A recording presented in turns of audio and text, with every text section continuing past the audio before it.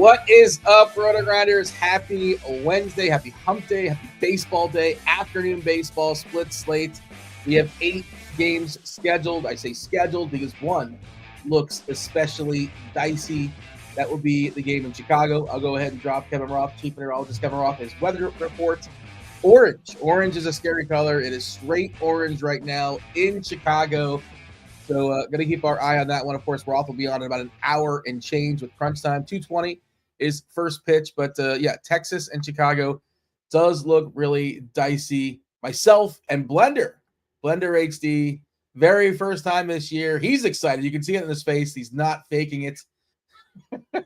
You know Blender from the theory of DFS and the Sims, the Sim videos he's putting out every single day. I believe your video is going to be out today at 1 o'clock or so. I guess after. Yeah, 1 o'clock for the night slate. I've guided my entire life, Dean, now by SimLabs. Yeah. If it's not in the Sims, I don't do it. Anything I do. And like what's for dinner? What do the Sims say is for dinner? It's like is that you're talking about? That's whatever. Yeah, I just eat whatever the Sims tell me to eat, and that's what I eat. It doesn't matter. I don't care if I don't understand it. It doesn't matter if it's like, okay, well, I guess we're playing Landon Knack today, and had the bottom of the order Dodgers. Doesn't matter. I'm eating it, right? It says you're gonna have some chili, right? You're gonna have a chili dog, but you're gonna put. I override the chili personally, but that's just me. Yeah, but you're gonna put cornflakes as a topping, right? And then you're gonna wash it down with blueberry juice. I don't argue with this anymore. Just like the Sims tell me to do it, I just do it. Nobody else is playing that order. Nobody else is playing chili with cornflakes and blueberry juice. That's contrarian for sure. You're gonna be on your own. Using SimLabs, you are. That's your meal today. That's what you're doing. If you get the Combo LITE package, which is our cheapest package, you get SimLabs and all of our premium content. And that's essentially how I live life. I only play 1 to 3 lineups now in DFS. So I think SimLabs is the probably the most efficient way to just build competitive plus EV lineups. And if I'm going to use the RotoGrinders projections, the ownership and everything anyway, let it do the work for me. So it's not like, obviously I'm not just pressing a button and just whatever the top lineup is, whatever the hell, I'm looking through who's overowned, who's underowned. You know what? How high are the scores on the slate in comparison to the slate size? And then there are just some times where I just look at a lineup and I go, I just don't want to play that guy. Like you have pitchers that are like very closely projected, and it's just like I'll just make the executive decision that I'm just not going to play this guy, and I just like exclude them. Or I look and I go, well, I think I want to play this team as a stack today, and I just go, I'll lock that team stack in and let SimLabs tell me what the rest of the lineup looks like, what the order of the lineups look like. So it's like, if I end up playing a lineup that is, 1, 2, 4, 5, 7, and it's like skips the third hitter, and I just I don't have much of it. Hey, that's what the Sims tell me. That's what I'm playing. Yeah, I tend to build my lineups by hand for baseball, and I don't make a lot of lineups, and I have a couple of main lineups, and I'll do some other stuff. How old are you, Dean? By hand? I know. What is this? What is this? The 1800s? What are we doing? Manual labor? Yeah. Well, I start with my abacus, and I use my abacus to kind of decipher, which stacks I'm into, which stacks I'm going to fade on, and then I got a phonograph next to me just in case I need to call somebody. No, you don't use that's like a telegraph, right? What does a phonograph do? Phonograph. No, I think you're trying to make lineups on a record player. I think that's I think you're trying to. You're doing the wrong thing. Something for old timey people. Yeah. So today's slates. By the way, a lot of the lineups we're not going to have when lock hits. We're going all the way up to 410. And some of the best lineups. Dodgers up a 5 total right now. Currently, in Washington on the road, locked in for 9 against Jake Irvin. Nice ballpark historically as well. It's cold everywhere. Like it's baseball season. Like I'm always excited for baseball, and then it's like, well, when does the baseball start baseballing it? When does it start getting exciting? I know we've had these tornado bats, thunder bats. What are they called? The thunder tornado bats? What the hell are tornado bats? Torpedo bat. What the hell's a tornado bat? It's an upstart. If you like torpedo bats, then you're gonna love tornado bats. The direct competition, it's always they had the market flooded there for a while, but all of a sudden, it's wide open. You got some choice. If you don't quite have the money for the torpedo bets, I don't even have the money for the tornado bats. I think I'm getting Tabasco bats. I think I have enough money for that. I don't think the Tabasco bats are going to help you out much. That's sort of my take. What do you think I'm going to be putting on my chili dog with the cornflakes on it? Fade Tabasco. We talked about this yesterday. Actually, I'm a wimp. I have my palate I'm very heat sensitive, so I can't eat anything that's hot. Admittedly I'm a big. Hold on, Dean. If you're heat sensitive, then you should like the fact that it's pretty cold everywhere in baseball today. I like it. Like if I was in the stands for sure, but if I want homers and dingers and fantasy points, then it's just much trickier. However, Sacramento doesn't care what the weather is. That ballpark just keeps doing its thing. 10 total.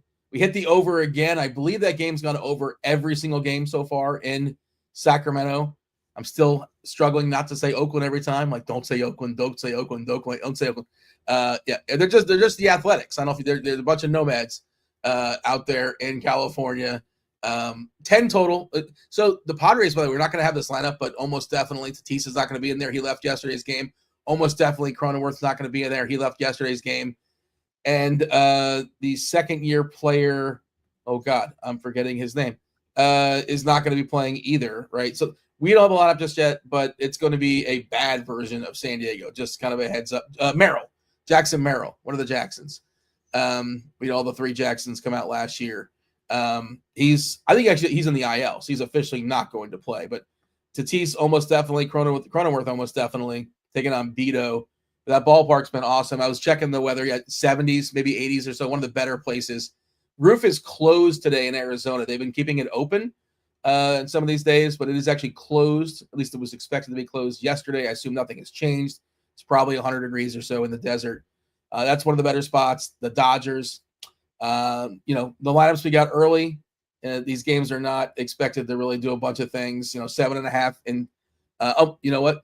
That game's not even on the slate. I think it's on the FanDuel slate. And FanDuel keeps chopping our slate up like 19 different ways. And what are we doing, FanDuel? We got to sit them down and have a conversation. But Max Meyer taking on McGill is 7 total there. And it's cold. It's really cold in New York in the 40s. It's cold in Detroit. It's in the 40s.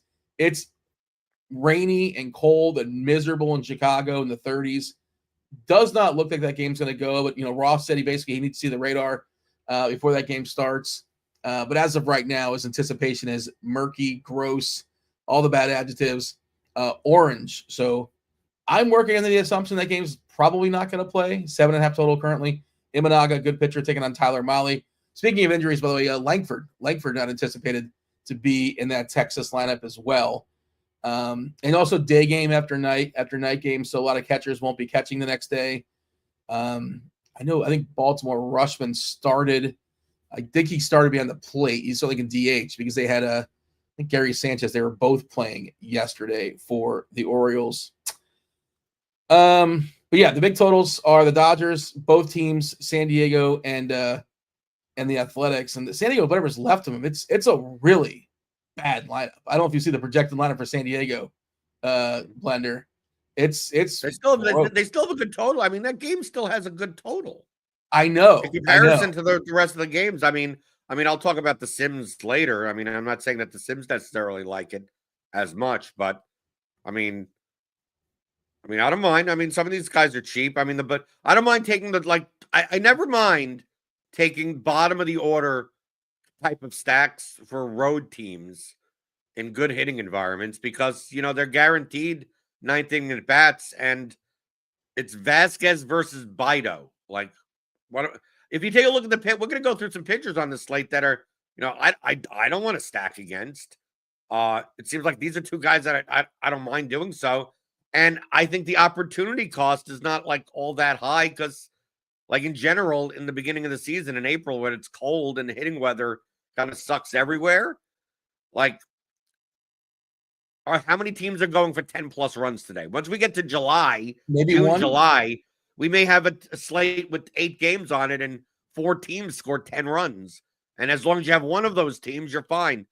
Like, dude, the high scoring team on this slate may be 5 or 6 runs. And why can't it be one of these 2 teams? As a hand builder, this is one thing you do as a hand builder, Blender. I pretty much never play Luis Ariz, and I've stacked the Padres multiple times this year. I just skip him every time. Like, what is the upside in Luis Ariz? He's not going to steal a base. He's not going to walk. Nothing necessarily want to walk. He'll take a walk with your, if you're stacking. He'll get you base hits. You like singles. He'll give you a couple singles possibly. Maybe he comes up with the bases loaded and he puts a ball down the line. I guess that's possible. But I never play him, and he's just he's going to bat second most likely. And there's some cheap players, and the ballpark's really good. Oh, also worth mentioning for the Athletics. Speaking of injuries, Soderstrom got hurt last night at first base. He eventually was removed, so he's probably not going to play as well. Soderstrom, I think last we checked, is tied in the majors for homers with Aaron Judge, unless something has changed. But yeah, that's still one of the best spots. Just kind of whoever's left standing. Randy Vasquez taking on Osvaldo Bido. Bido. No, it's Bido. That was me correcting you without correcting you. I heard you say it wrong. I didn't call you out on it, and I did correct it. Just be clear. I'm still going to call him Brandon Pfaadt, by the way. Well, that's a different person altogether, and that's right. Well, Cheese, Dave Potts calls him PFAT, I believe, for Arizona. Oh, okay. That sounds like a pop singer. I think that I'm going to go with that, PFAT. Yeah, that's definitely your wheelhouse for sure. I always know you're a big fan of the whole the metal stuff you're into. That's all a beard. Pop is definitely that is truly the route that you're in. You don't think I'm into K-pop? You don't think I'm listening to the Asian pop stars? Blackpink, and that's one I know. I don't only know a lot of. Okay, you know one more than I do. Okay, all I know about Korean and K-pop is the whatever. I forgot the guy with the glasses, the viral song, whatever the hell that song was. I don't know. You only know that. The little you thought you knew. No, it was like a billion views. I don't know. Whatever. Psy? Yeah, whatever that song was. Gangnam Style. Yeah, that guy. That guy. What's your second favorite song from Psy? Gangnam Style remix. Or two? There had to be a remaster or some remix or something like that. Yeah. I think one of the women from Blackpink was in the White Lotus. Was one of the actresses. Which by the way, hot take, Dean, most overrated show on television. Oh, you don't have any patience. You need instant gratification. I do have patience. I don't think this is worth patience. My wife says White Lotus is the show that she's the authority. Even my wife says. Yeah, even my wife says. Yeah, my White Lotus is the show that makes stupid people feel smart.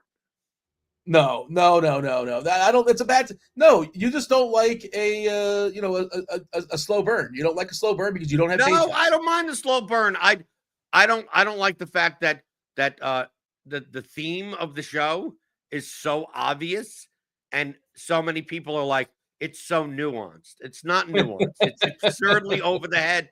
Beat you over the head to the point of stupidity, and people act like this is like artistic. Like, the writing and the way that it looks amazing. It looks beautiful. It looks great. But the clash of the classes and the way that the dialogue, like, dude, this isn't. That's a little better take. When you elaborate, like, it's a little bit better. Right. It's overrated compared to like the reviews. People make the reviews out like this is some in-depth show. It's like, no, it's really one concept that they beat over your head. Like, it's not the most nuanced show. If people are saying it's nuanced, I would disagree with that. All right. Let's talk about today's pitchers. What are the sims telling you to play? Because I'll run it down as far as ownership right now.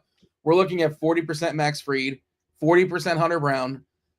Flaherty to me is the most interesting guy because biggest K rate dating back to last season, biggest lowest Sierra dating back to last season, but he's facing the vaunted Yankees. Gives up a fair bit of homers when you get a hold of him, right? He did he make the last year? Oh, you know what? My numbers I have just 2025. I want to get the bigger sample. Of course, I'm interested in what they've done so far this year, but the bigger the sample, the better as far as more stuff to work with for me. I have, as far as his homers dating back to last season, Flaherty 1.3, which is not ideal, but not horrific. And again, the Yankees are pretty tough. Rice looks really good too, leading off, especially against righties. A lot of power there. Bellinger didn't play yesterday because I don't know if you saw the note that Cody Bellinger had bad wings. That was apparently he had bad chicken wings. So he's like, they didn't make anything up. They didn't give him like a fake body part. He's like, yeah, I had some wings, man. And it was a tough scene. Probably from Wingstop because that place is awful. I've never another hot take. No, only because I have a Wingstop like it's like half a mile down the road. It's awful. I've never been. I feel like weren't they partnered with like Pizza Hut at one point? Is that no longer a thing?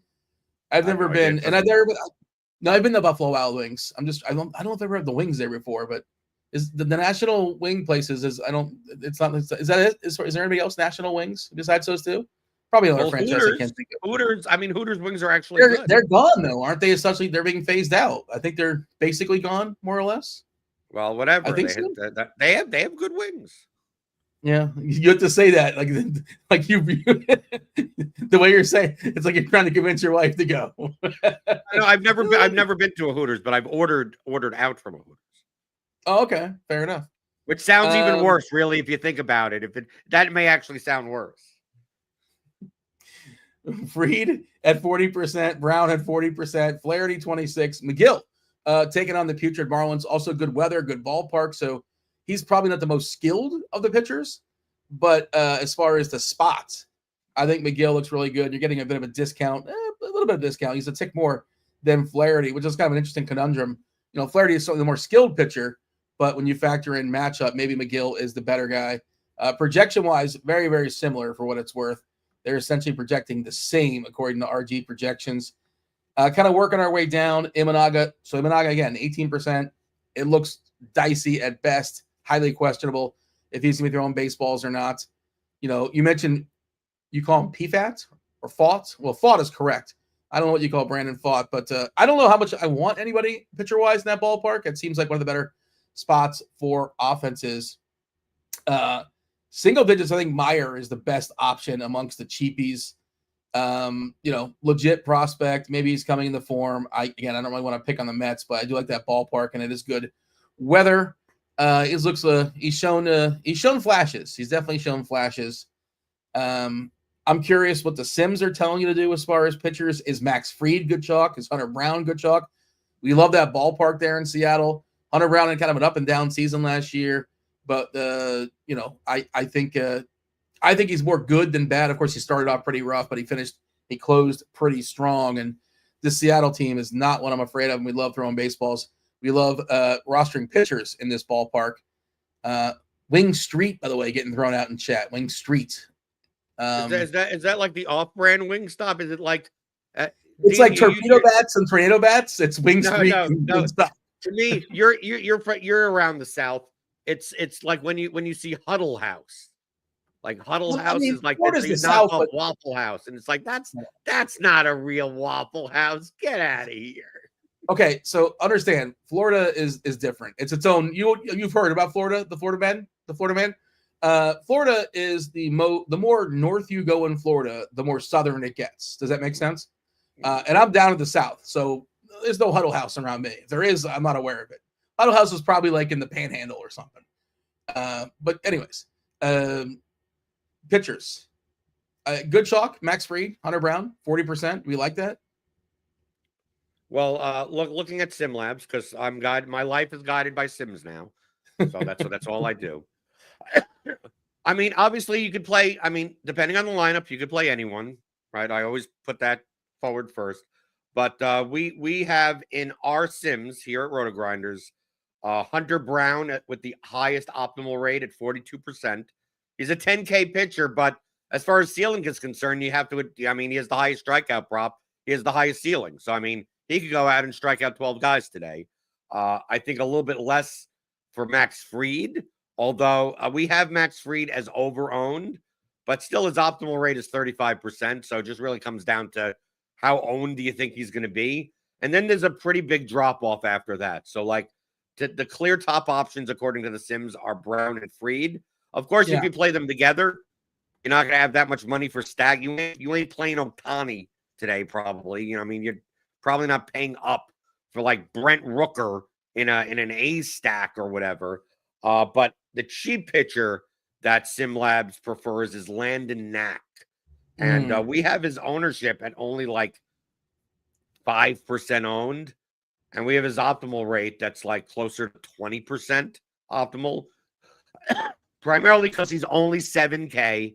And if you play a lineup that's like Freed Knack or Brown Knack, you could actually play a Dodger stack. Like you could play a Dodger stack that has like the main guys in it. So that seems like, according to SimLabs, the preferred option. And even though if Hunter Brown may be like 40% owned, we actually have him as slightly under-owned. So he may be the chalkiest pitcher on the slate, and he may not be owned enough. But just realize that that comes from the fact that he could, on a slate where the hitting scoring may be low because it's cold and not high totals, the pitching, getting a pitcher that scores 35 fantasy points is just so much more valuable. And guys like Tyler McGill, probably less likely to do so.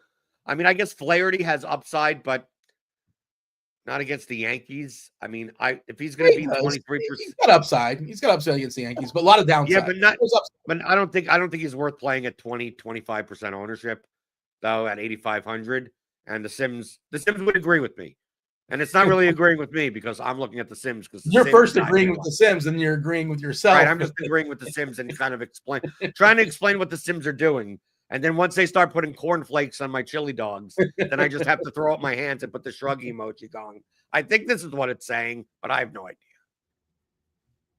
idea. Knack, I'm concerned with his pitch counts. Well, we have him at 80, Dean. Yeah, he threw 30 pitches on the 19th. I think that was a game in Japan. I'm fairly certain that was a game in Japan. Yeah, but that was like 3 weeks ago. Yeah, I know. I'm trying to find what he's done recently. As far as he's always been a guy that never really gets pushed too hard, and you're basically hoping for, and he's priced that way. You're hoping for 5 innings. If you can get 5 innings out of him. I mean, his strikeout prop is 3.5 with -165 to the over. So I mean, that's 4 strikeouts. I mean, I'm not saying, dude. The bat has Landon Knack at 71 pitch count, which is a little bit low. Yeah, that's my concern. That's my concern. Right. Now the thing is the upside. The reason is that you play Hunter Brown, you get 1 million strikeouts there. Landon Knack gets you 12 fantasy points. And then you get a stack that scores, 6 runs or something. I mean, let me be clear. I think in SimLabs, it's more of a byproduct of playing a cheap pitcher so you can play. Once we get the stacks, you're gonna want to play the Dodgers today. So like, it's one of those things where I think hitting may actually be more important than pitching today. That maybe it's worth taking a shot on a cheap pitcher. Max Meyer may be that guy. I mean, personally, I don't mind Max Meyer against the Mets. I'm just telling you that if Landon Knack pitches 80 pitches, the Sims would prefer Knack over Meyer. But if you downgrade him to like 70 pitches, maybe that flips a little. He did go 4 2/3 in the minor leagues on the 3rd. So, he's kind of on track for that. Faced 20 batters, 2 walks, 5 strikeouts. I don't have the pitch count here for some reason. I can't pull it up here in Fangraphs. They don't have it. And I was trying to find his stuff on minor league baseball stuff. But Dean, if he could go 5, if he goes 5 innings and is eligible for the win, sure. 7K is a good price for him. Yeah.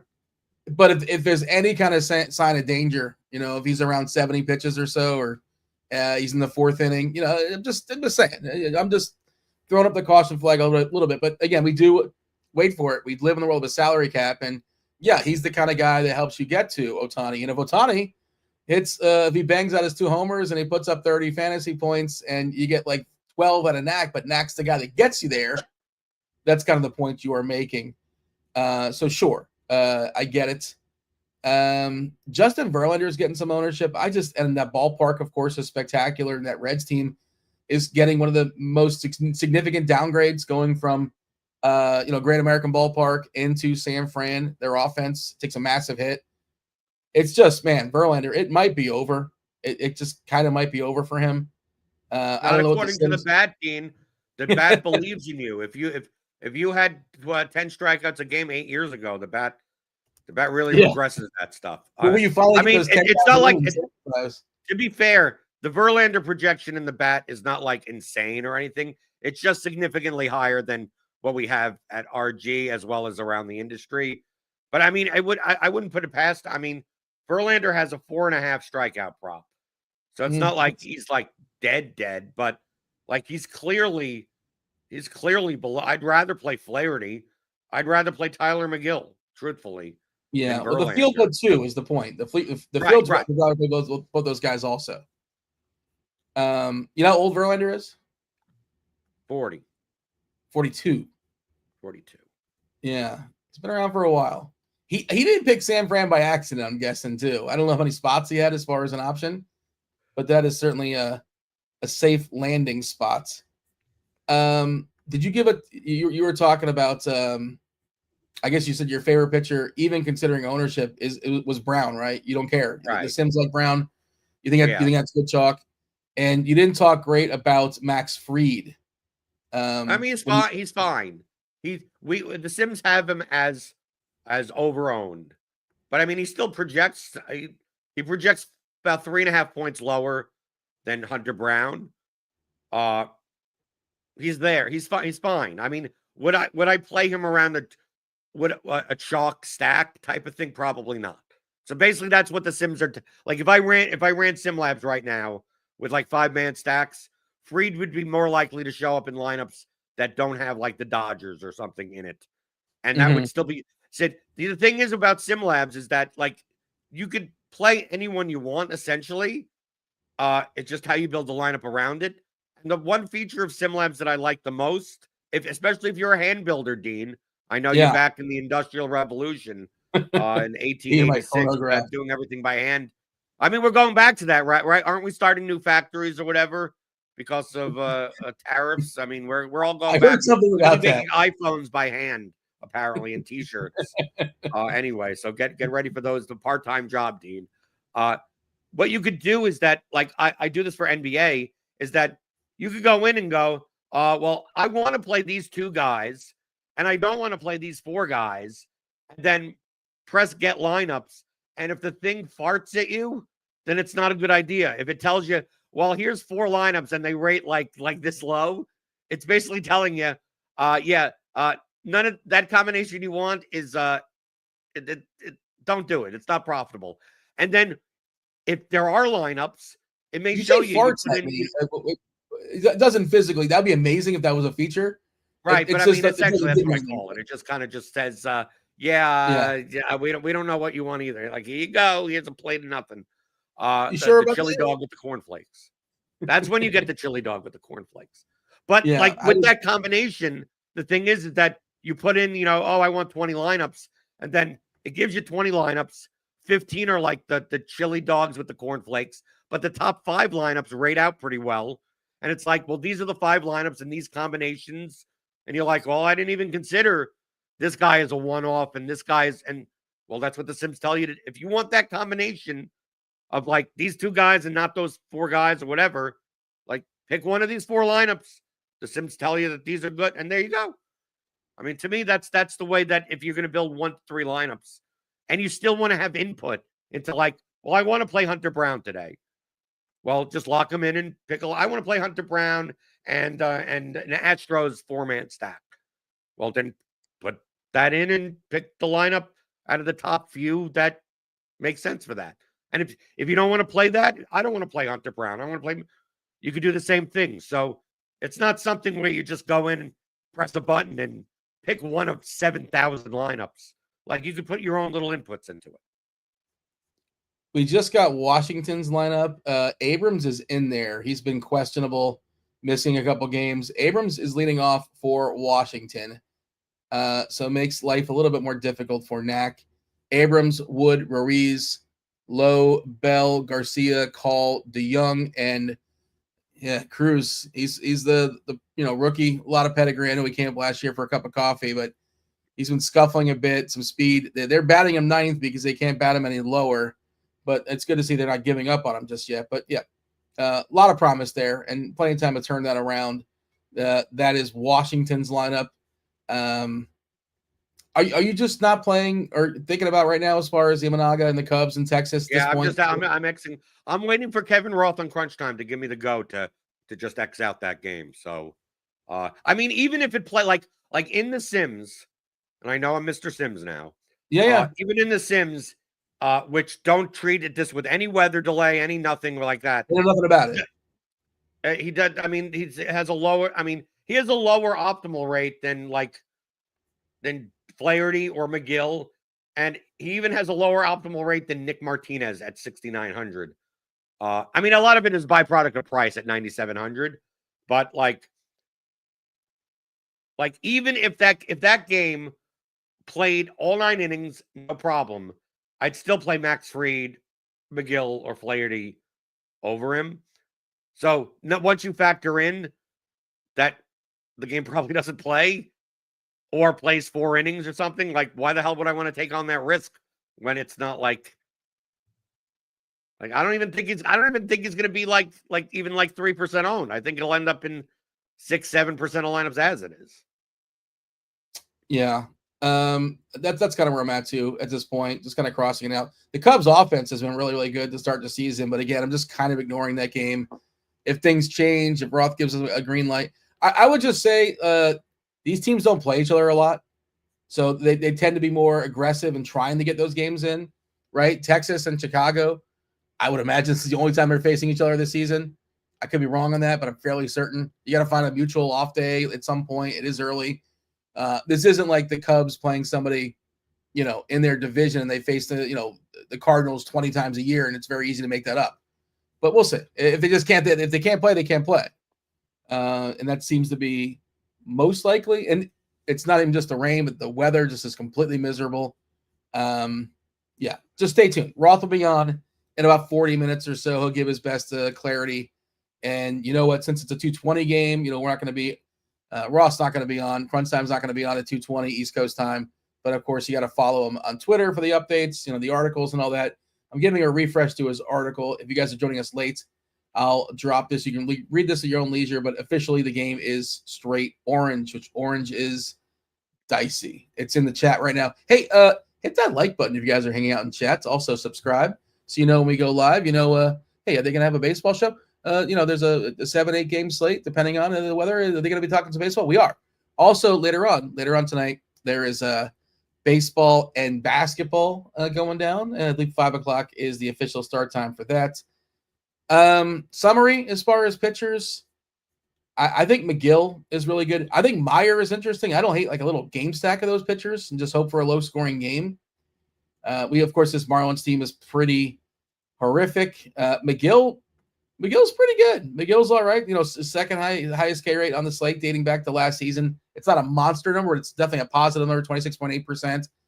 As far as Sierra, we kind of talked about it with Flaherty. Flaherty's at the lowest Sierra on the board and the highest K rate. So you kind of talk down Flaherty. I think it's because taking on the risk of the Yankees, you kind of want lower ownership is sort of the thought process. If he was coming in at 10%, you'd probably, the Sims, I'm sure would be more excited about it.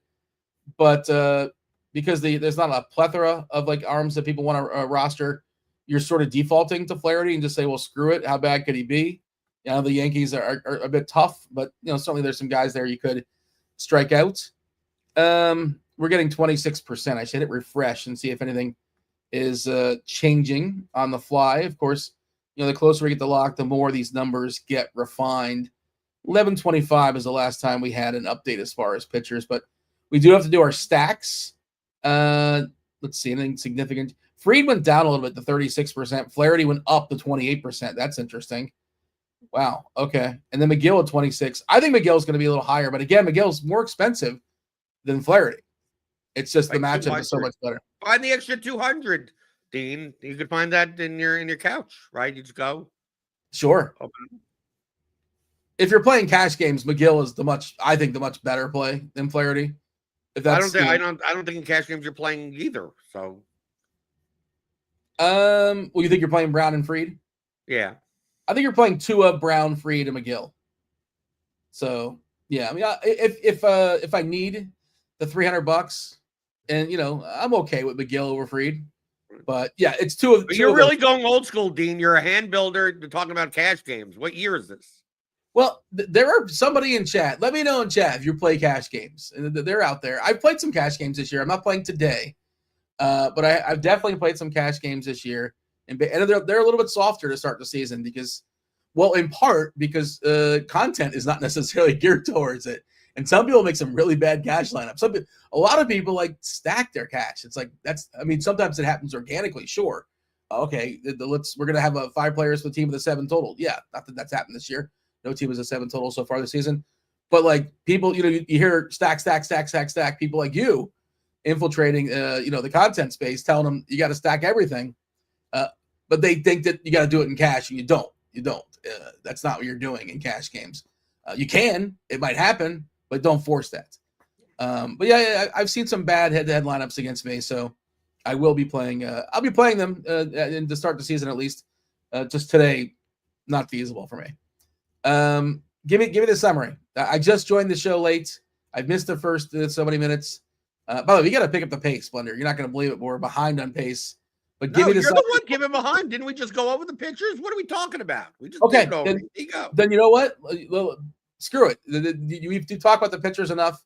Let's do it. Let's open up the board. Well, I guess not officially reveal it. What is today's category? Now we revealed it.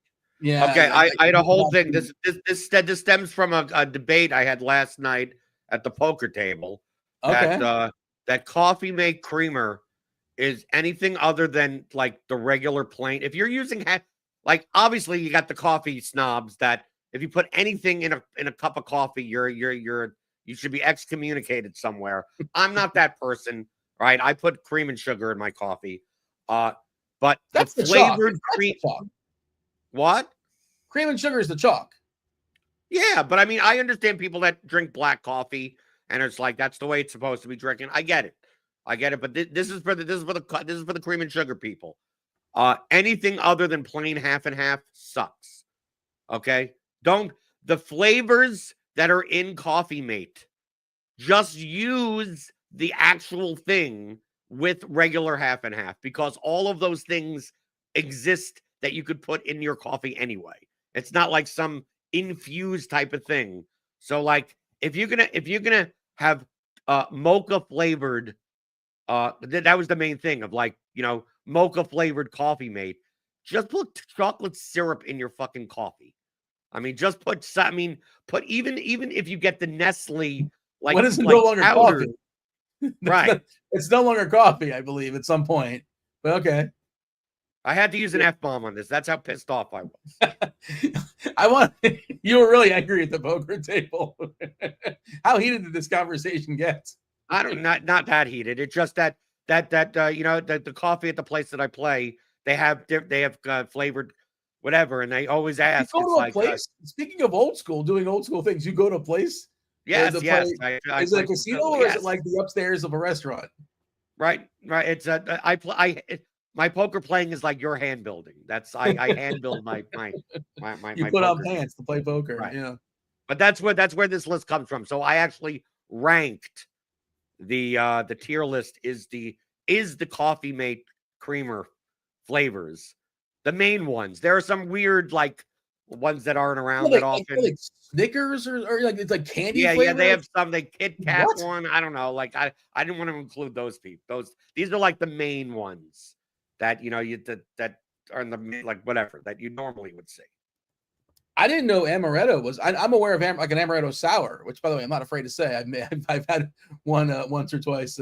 I know it's not the most masculine drink, but an amaretto sour is delicious. Yeah, but I've never had the question, Dean, if you're gonna, why don't you just put amaretto in your coffee? Why are you having amaretto flavored coffee creamer? I didn't know it was an option. Just put it in your coffee. Officially, I'm not a big coffee guy. I'm one of those guys that goes. If I go to Starbucks, I'm always with somebody else, and right. Give me the thing that has all the frills. I love the frills. Give me the non. I don't really like the straight coffee. Is like I need things in disguise. It's fine. Right. But do you drink tea, Dean? Not really. I drink a lot of water. Water is I'm a big water guy. But yeah, I didn't know amaretto existed as a flavor option for coffee, but I'm interested. But it doesn't sound like you like it. You threw it in a garbage tier. Right. I mean, Mo guy put at the bottom because that just why you don't do it. I'm not saying it tastes all that bad. It's like just put. There's so many other ways to get chocolate into your coffee that have it be a flavor in your coffee thing. See, the thing about the vanilla, I put vanilla on the top because it will be much better. See the thing about the vanilla is that the vanilla that's in the creamer, and this is the liquid creamer, is like actual vanilla. And then if you go to the store, I don't know what it is about vanilla because I do the shopping. When my wife puts it on the list, the vanilla extract, that little vanilla extract is like $87. So it's something like way over. I don't know why. Maybe it's $14. It's just like, why is vanilla so expensive? So at least I can understand that the French vanilla coffee mate tastes enough like vanilla that it's actually cheaper to use that than the actual, but because it's, if you look at the ingredients, it actually is the vanilla extract. So it is the thing that you would buy and to put it in. So that's the only reason it is on the top tier. K-Town's Finest says amaretto and Kahlua, the bomb on a Sunday morning with coffee as a creamer. Kahlua is spectacular. I've not had it in a long time, but I do enjoy some Kahlua. Yeah, but there is a Kahlua creamer. But you could just put Kahlua, just put the actual Kahlua in. Well, Kahlua is more expensive, I imagine. It's got to be more expensive. I mean, what type of Kahlua would be in a coffee creamer? I don't know, man. That's an artificial flavor taste. That can't be the real thing. By the way, want to mention? Do you care about the Masters? Wonder, you're going to be playing a little golf, a little bit of Masters. Is that your world? We have Sims for that. You don't care? You're right. I should be making lineups. We do have Sims for that. Yeah.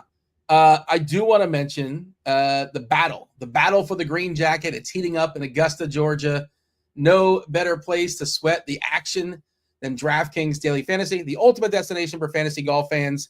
And for the first major of this year, DraftKings is giving all customers a shot to play free for a $1 million top prize with your next $10 deposit on the DraftKings Daily Fantasy app.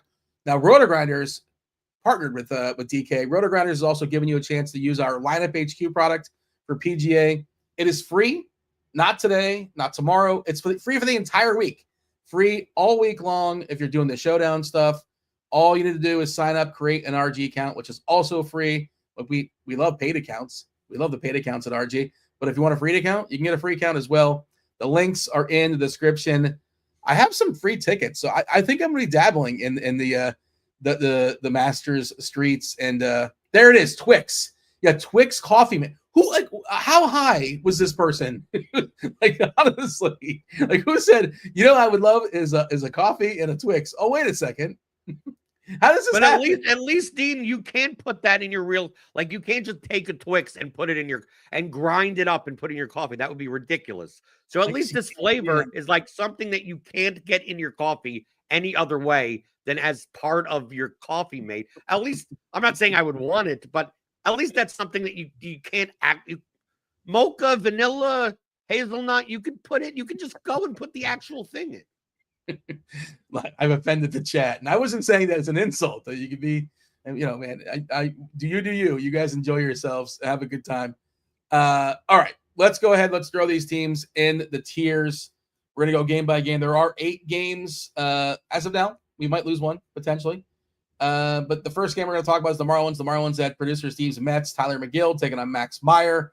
The Mets are significant favorites, a 4 total. By the way, Adam in chat is saying 45 minutes to lock. That is the FanDuel lock, and FanDuel is just really, they're chopping their slates up, and they're not making big contests, and I don't know, man. It's hard to do content for them. DraftKings just sort of dictates the conversation, and I have no idea the decision. Why would you go out of your way to include St. Louis and Pittsburgh and, force the lock a half hour, not even half an hour, it's even more. 35 minutes before the rest of the games, but whatever. Nobody asked me. Mets, Marlins. Mets do a 4 total. We like Meyer. McGill is going to be popular as well. I think Meyer is the best cheapie on the board. I say best because somebody has to be the best cheapie on the board. It probably is Meyer by default, Where do you have the Marlins and Mets? It's going to be cold, by the way. Right. Well, the thing about the Mets is that they're expensive. I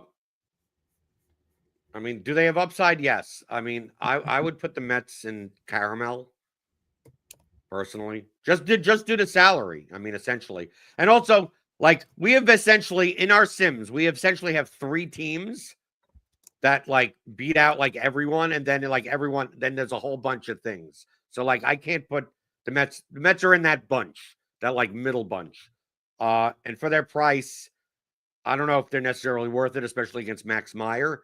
The Marlins at least are a vomit stack. If you're gonna play like a Brown Fried type of lineup, and not play McGill, and I think you get leverage off of all the McGill lineups, and I think McGill will be popular. I could put the Marlins in caramel also. I think it's probably top level amaretto, but I mean you can make a caramel case only due to price. I like. I kind of. I mean, I don't know if there's a cheap. I mean, there are cheap pieces of these other. You're not playing the Marlins, by the way. Officially, you're making like 5 lineups. You're not playing the Marlins. No, I'm not saying that I am. I'm just okay. I'm just saying. I'm just want to make. If that you're clear. playing large field GPPs, the Marlins are cheap and they're leverage, so like they can't go in mocha. So that's why it's like amaretto. But I mean, there's a case to be made that they are a caramel stack. I did want to point out the Marlins, especially strikeout heavy today. 28.4% dating back to last season versus righties. A lot of strikeouts in that lineup. Yankees, Detroit, total here is paltry. It is 7. These 2 of the best pitchers taking the bump today are facing each other. Max Fried, Jack Flaherty. We do have Ben Rice leading off. I did note that I was looking at Detroit's bullpen, and they have 2 lefties. One pitched a ton yesterday, so he's out. And their other lefties kind of like one of their pseudo closers. They don't really have officially a closer, but Bo Brisky's one of them. He's not the lefty, but pretty good chance that we see all righties until Detroit is actually ahead late. So I feel pretty good about Ben Rice is the point I was getting at. And he actually started against a lefty earlier this year. Significant power he has shown. So I like Rice as a potential cheapie. We love players on the road leading off. No better position to be in to get that precious 5th at bat. Also in the Yankee lineup helps too, but it's cold. It's 44 degrees in Detroit. Wind's kind of blowing in. Not a lot of expectations as far as runs, but Aaron Judge hits the ball far. And I hear they have those torpedo bats. And it's not just New York, but people say, New York, the Yankees, this is a BS. Yankees, of course. Other teams have them too. It's not an exclusivity deal. Just to be aware. But Yankees, Detroit, what do you got? I'd put Detroit in mocha. I don't want to play Detroit at all against Max Fried. Ground ball guy. Yeah. Yeah, I just did no. I mean, and then the lefties are the ones that you want for power and Yankee and not just. We're in Detroit. Right. And it's the Yankees, they're expensive as a stack. I don't necessarily like the Yankees as a stack because it's just so expensive. Unless you're going to play like a Max Meyer Landon Knack lineup. And even then, you may not be able to spend for like the whole, like to play Chisholm and Judge and stuff like that. But as one-offs, I think I prefer the Yankees are like 3-mans. They have enough of a total. They obviously have a ceiling. And I also think they're going to be quite low-owned today. Yankees in general. I think more people, if they pay up for someone, it will be a Dodger and not someone like Aaron Judge or Chisholm or Bellinger, even with the wings. So yeah, I'll put the Yankees somewhere in the middle. I'm not playing them today, but I don't think you're crazy to ever play the Yankees on any day, pretty much. I just wish Dylan Dingler was better. You have that kind of name. I wish he was more of a thing playing catching for Detroit today. Texas, Chicago, 7.5 total. Our expectations are this game is highly questionable. If it plays, I guess interesting. We've seen the Cubs overcome terrible weather a couple times already this year. Not necessarily through homers, and that's kind of what you want. Not all runs are created equal. Like sometimes scoring 6 runs is better than scoring 8 or 9 if you hit 6 runs with 4 homers, and you get the 8 or 9 with 1 homer or 0 homers. They have hit a couple homers in this terrible weather stuff, but Imanaga versus Molly, it is a 7.5 total. Roth has an orange. If you're just joining us, it feels dicey. Do you want to even put Texas and Chicago on the board? Where would you put them? I'm actually, the Sims actually like Texas against Imanaga. I don't necessarily would. I would put Texas in Amaretto, and Chicago's just too expensive for this matchup. Yeah, put Chicago in. Yeah, I mean, I could even consider Chicago to be a mocha stack. Just due to price. I mean, do you really want to play Kyle Tucker in this spot? I mean, I don't think this game plays. Yeah, in theory I do, but like I'm probably not. But in theory I do. Not in this weather, not in this condition. I just like Suzuki. I mean, I'm taking a look at their lineup. I don't want to stack the Cubs today at all for their prices. Padres, Athletics in Sacramento should be in the 70s, possibly creep in the 80 at some point in that game. Randy Vasquez taking on Osvaldo Bido. Did mention the San Diego lineup. It's not out just yet, but expectations are, it's going to be without Jackson Merrill. That's for sure. He's on the IL. Cronenworth left last night's game with injury. And Tatis left last night's game due to injury. I think it was after a swing, it looked like. I was watching it. I had it on mute, so I don't know if there's anything that I missed. But yeah, it's going to be a rough San Diego lineup. But still, they almost have a 5 total because this ballpark has played spectacularly. And there's no for Oakland. I keep doing it. Drink every time I say Oakland. Drink your amaretto coffee. Soderstrom expected to be out. He left last night's game with injury. No official lineup just yet. Again, 10 total, biggest total on the board. Vegas might be catching up. They might be figuring out, oh, wait a second, this ballpark that was in the PCL is pretty positive for hitting. And just wait until it's like 85, 90 degrees later on in the season. Where do you have the Athletics and the Padres? This is like the most, according to the Sims, this is the most over-owned game. But just because it's over-owned doesn't mean it's bad. It just means that it's going to be just don't play chalk pitchers with this game. The Sims prefer the Athletics over the Padres, but I kind of disagree a little bit about that because I think this Padres lineup, that bottom of the order, I mean, it's just so cheap. Like if this game goes off, I mean, it's terrible. It doesn't. Who cares? I mean, we're professionally trained to hit baseballs. You're right. Yeah, the Padres still almost have a 5 total, and half their lineup is under 3K. So like, what? And you got guys out, and I'll put the Padres in hazelnut, and the Athletics in caramel. Dean Kramer. The reason I prefer the Padres over there is basically price. Like they're cheap. Like I don't mind the A's. It's just I don't know. It's 5,600 for Brent Rooker and 5,100 for Butler, and then Langoliers is 4,200. You're not really getting a discount. And also, I have an unnatural hate for Max Muncy on the A's. Oh, let me guess why. Because he's annoying in the Sims. Because he's the same name as does it trip things up for the Sims? Yeah, well, no. Well, obviously, SimLabs handles that fine, but I'm when Max Muncy. When they're facing the Nationals and Luis Garcia, I mean that's when the universe explodes. So we hopefully that will not happen. Because once those two guys, if Luis Garcia is pitching as well as hitting, as well as 2 Max Muncy's batting on the same day, that is legitimately when every DFS player's computer blows up. At least Luis Castillo and Luis F. Castillo they can't pitch on the same day. So at least we have that. We'll talk about F. Castillo in a second. We got to pick up the pace a little bit here, Blender. Baltimore, Arizona, Dean Kramer, Brandon Pfaadt. Controlled environment, I presume. We're going to have the roof closed here in Arizona, as was the expectations yesterday. Arizona, the slight minus 125 favorite. Again, no lineups just yet. Where do we have the Orioles and the D-backs? The Orioles are one of the top 3 stacks in the Sims for today. If you're going to spend up and you're not playing the Dodgers, I think the Baltimore stack is the best stack on the board. And I actually think they're going to come in lower owned than even what we have. We have average ownership around 11%. I think it ends up being lower. So I'm willing to put the Orioles in vanilla today, and the Diamondbacks are like middle of the road, so they're caramel. Like, play him or don't play him. I'm in my one lineup. I'm not playing Arizona today, but I think it's perfectly fine too.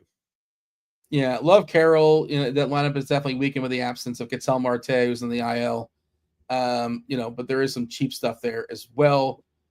Cincinnati, San Fran. Don't really love stacking teams out here in San Francisco. Pitchers paradise. Nick Martinez. We talked about the negative ballpark shift from Cincinnati jumping to San Fran. We talked about Verlander, 42-year-old, still doing his thing, but not spectacular. But maybe he's protected by this ballpark, and this Cincinnati lineup is not. It's not great. It's not great, but it is cheap, at least outside of De La Cruz. Where do we have the Reds and the Giants in not a great landing spot? Yeah, not a big fan of this game in general. Looking at the Sims prefer Cincinnati over San Francisco, even with a 3.44 implied total. But I think that's a lot due to what Verlander's ownership is going to be. If you think Verlander's actually going to be like owned, then I'm much more likely to play Cincinnati. If you think Verlander's going to be even less owned, I would downgrade Cincinnati, but I would put the Reds at the bottom of caramel in the middle. They're like one of those teams, if you want to play them, I guess. And the Giants, I'm more interested in Nick Martinez, actually, than the Giants today. Yeah. They're not mocha because they have a 4 total, but they're a little bit bitter. So in Amaretto, they go. 2 more games to go. Dodgers don't line up just yet. Obviously, one of the biggest totals on the board, if not the biggest, over 5 in a positive ballpark. It's going to be fairly cool. That is the theme this time of year as far as baseball. We did get a Washington lineup. Abrams is in. Abrams and Wood, they're 1-2. Beyond that, it gets a little bit murky. Knack taking on Irvin, 9 total. LA as a minus 140, they're minus 185 favorites. How do we feel about the Dodgers and the Nats? Well, let's just go very quickly I prefer the Sims prefer Landon Knack over playing the Nationals. So, Yeah. but the Nationals aren't like the worst. So, the Nationals go in Amaretto. They're down there. I'm not playing any of them, but sure. They're not as bad as the Tigers or the Cubs today. And the Dodgers are clearly a vanilla A-tier stack if you could afford them. And I don't mind playing obviously we're not going to get this lineup, till later. I don't mind playing remember, they're a road team, good hitting team on the road. So you can play bottom of the order stuff. So I'm much more likely to try to get in Ohtani and Betts into my lineup. And if that means I have to play like Andy Paez or Enrique Hernandez or whoever at the bottom of the order, I have no problem doing that either. 10 minutes or so, we got Chief Mineralogist Kevin Roth jumping on, as well as CEO, CFO of the Blitz and the Bat. We care about the Bat right now. Coming on, it's Derek Carty. I did see in the Blitz, Carty had we'll talk about this with Luis F. Castillo. I don't know a lot about him. You're talking about the Bat. I'm assuming that he's not talking about the Blitz. Oh, am I confusing the two now? Luis F. Castillo does he have a good rushing total in the Blitz? Are they playing flag football in the parking lot before the game? He might be in what is it, the USFL or the USL? What's the league? What's the football leagues with the Battle Cats going on right now? What league is that? I think that's the UFL, right? The United UFL. Maybe he's in that, and he moonlights as a pitcher every 5th day. But yeah, apparently he's got a pretty big split, and he's a righty, and he's facing the construction of this team for Houston. I've gone on my rant about this already. The absence of Tucker, they have one lefty still standing. And of course it's a really good lefty in Yordan Alvarez, but they probably should have found a way to get another lefty or two in this lineup. 7.5 is the total. It's a good pitcher ballpark as well. Of course, the favorite here is the Astros. Why? Because Hunter Brown. We like Hunter Brown, and it's a great ballpark to pitch in. He's one of the more popular pitchers on the board.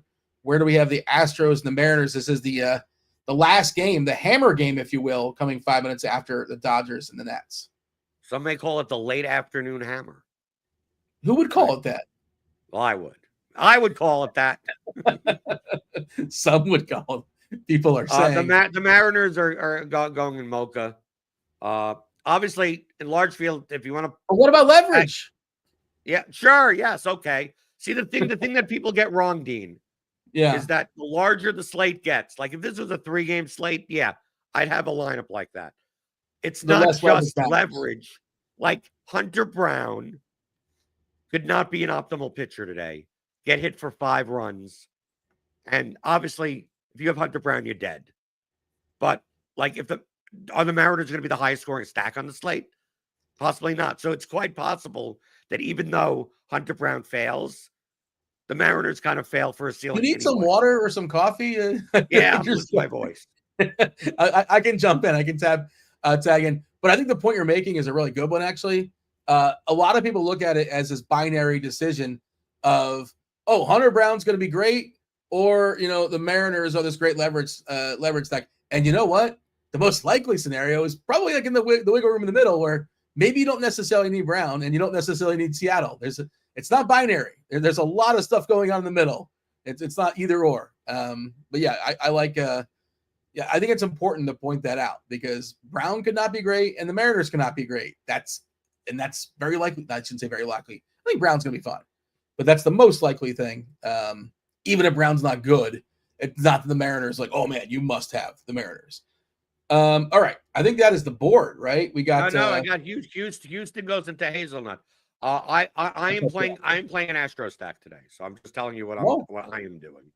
What does the F stand for? That's a bad question to ask. What does the F stand for? Luis F. Castillo.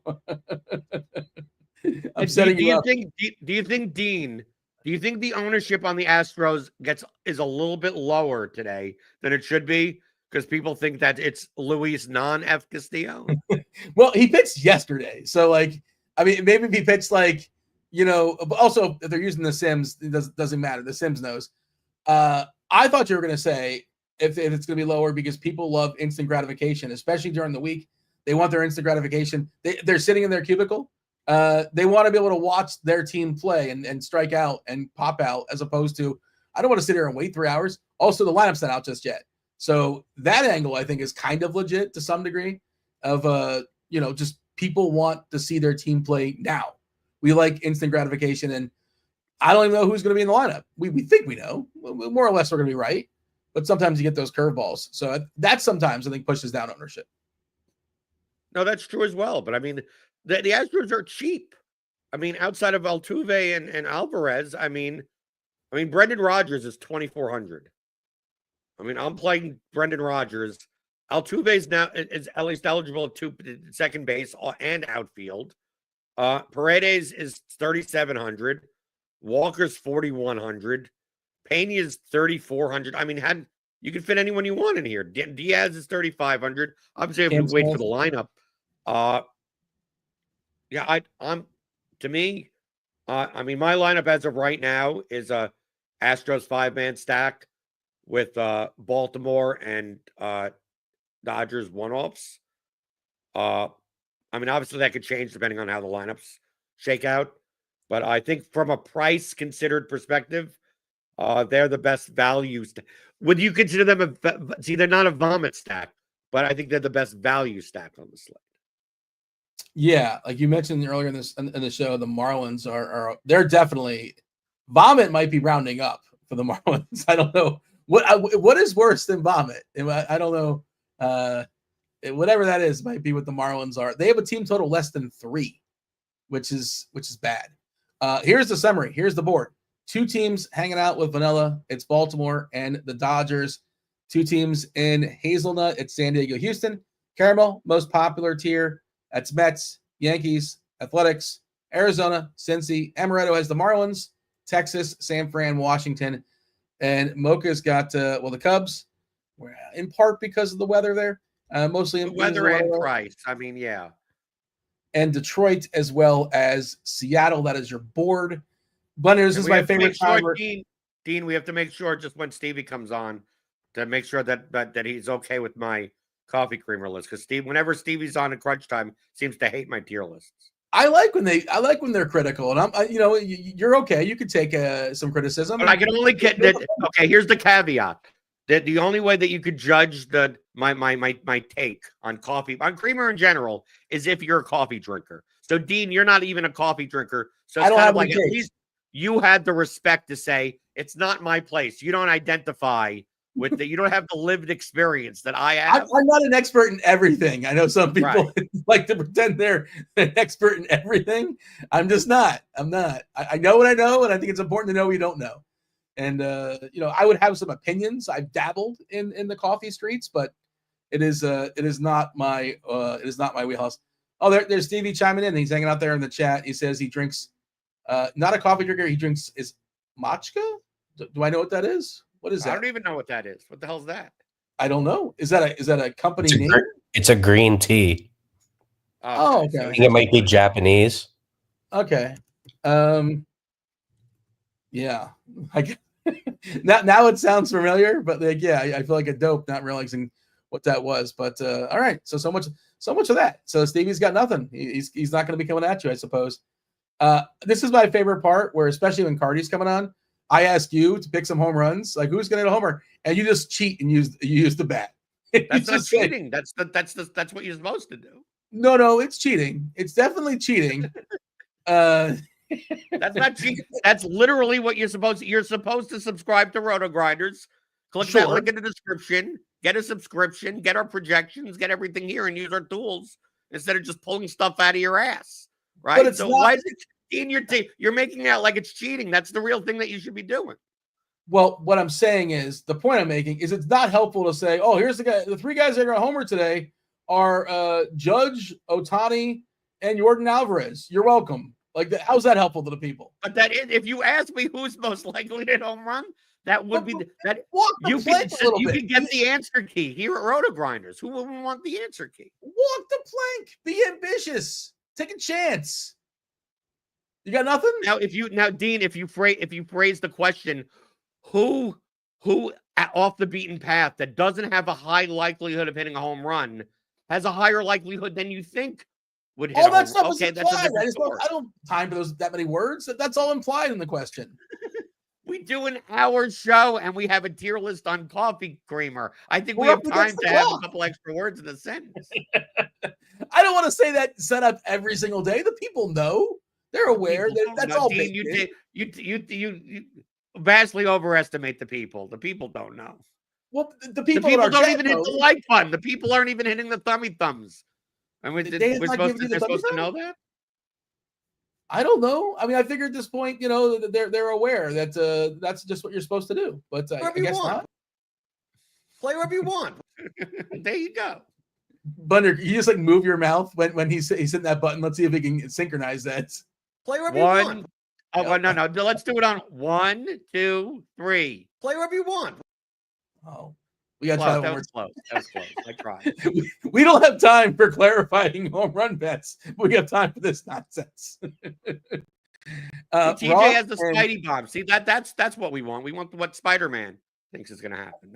Hold on a second. Wait. Typically, when TJ gives us Spidey bombs via Spider-Man, or I have that inversed, you have to hit the like button. Every 50 likes get a Spidey bomb. So do we have 150 likes, or is TJ just feeling generous? I'm not really sure what's going on there. TJ was just generous today, apparently. All right. Now, he's trying to get people to hit the like button. Okay. Yeah, but that's not how it works. I mean, now they're not going to hit it. What's their incentive? They already got the Spidey bombs. You know what it is? They're not going to homer unless you hit the like button. Right, that's what they need to do. Right now you have to bet on that. They're the props, and then hit the like button. You're making one lineup. And if they don't hit a home run, I'm blaming you. We have 800 or something people, whatever. So if you hit the like button and they don't hit a home run, you come back tomorrow and you blame the people in the chat. Don't blame us. Blame the people. It's chat's fault. There you go. Yeah, because they didn't hit the like button. Yeah. And what happens if they do and they still don't homer? Then what?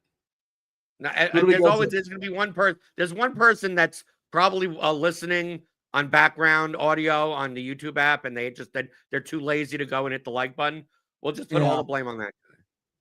There you go. That works for me. Who's your scariest fade, Blunder? You're only making one lineup, so is there a team? Is there a player, a stack? The scariest. I mean, to me, the scariest fade is the full Dodgers stack. I mean, probably. Or truthfully, probably Jack Flaherty. Like against the Yankees. Both sides of that. Essentially both sides of that game. We've seen Flaherty. Like Flaherty could give up 10 runs. He hasn't been like that in a while. But yeah, the Yankees could score a ton of runs. Flaherty's could score a ton of strikeouts, and I don't think I'm going to have either side in my one lineup. So to me, that's kind of the scariest fate. All right, and you said the plan is to stack Houston as your main stack. As of right now, even though we don't have once lineups come out, I reserve the right to change my opinion. Of course. But as of right now, my lineup is a 5-man Astro stack with Orioles, Dodgers, Hunter Brown, and Landon Knack. We can't give full lineups now. We cannot give full lineups out to Blender. Who knows who's in my Astro stack? Who knows who's in my Dodgers? Wow. We can kind of sort of somewhat piece that together, but yeah, that's fair. All right. Carty is going to be here in just a second, as well as Crunch Time in Full. Derek Carty, CEO of the Bat, as well as Chief Meteorologist Kevin Roth. Roth is going to tell you what's going on in Chicago to the best of his abilities, but I presume, his Twitter is going to be really useful around 2:00 or so, give or take, on the East Coast, as well as Stevie. It is Crunch Time. They're coming in right now.